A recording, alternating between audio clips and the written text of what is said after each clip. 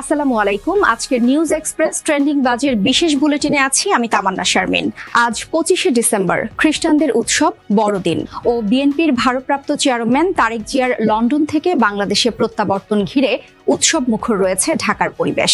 অন্যদিকে নির্বাচন প্রস্তুতি, জোট পুনর্বিন্যাস ও আইন শৃঙ্খলা পরিস্থিতির বিষয়টিও আলোচনায় এসেছে।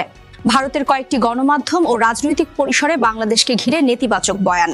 উত্তরপ্রদেশের মুখ্যমন্ত্রী যোগী আদিত্যনাথের বক্তব্য, সীমান্ত এলাকায় বাংলাদেশ বিরোধী বিক্ষোভ ছিল সোশ্যাল মিডিয়া ও গণমাধ্যমের বিশেষ শিরোনাম। এদিকে দেশে এনসিপির নেতারা প্রশাসনের নিরপেক্ষতা নিয়ে কড়া কথা বলেন। বাংলাদেশ নির্বাচন কমিশনের সঙ্গে বৈঠকের পর এনসিপি ও বাংলাদেশ জামায়াতে ইসলামী পরস্পরকে দায়ী করে বক্তব্য দেয়। অন্যদিকে বিএনপি জোট সম্প্রসারণ ও আসন সমঝোতার ঘোষণা দেয়।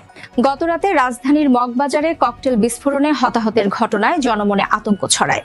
বিদেশি বয়ান ও দেশীয় সংঘাতমূলক বক্তব্য সব মিলিয়ে নতুনভাবে রাজনৈতিক মেরুকরণ বাড়ছে। নির্বাচনকে কেন্দ্র করে পারস্পরিক অবিশ্বাস ও নিরাপত্তা উদ্বেগ ভোটার আস্থাকে চাপে ফেলছে। একে অপরের সঙ্গে জোট সমঝোতার শক্তি বাড়িয়ে নির্বাচনে যাবার প্রতিযোগিতাও দেখা যাচ্ছে। এখন প্রয়োজন কূটনৈতিক ও তথ্যভিত্তিক কড়া জবাব, আইন শৃঙ্খলা বাহিনীর দৃশ্যমান নিরপেক্ষতা, বড় দলগুলোর দায়িত্বশীল রাজনৈতিক ভাষা।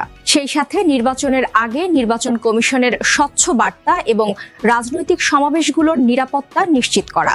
এই ছিল আজকের বিশেষ শিরোনাম বিশ্লেষণ। দেখা হবে অন্য কোনো বিষয় নিয়ে। সে পর্যন্ত ভালো থাকুন সবাই।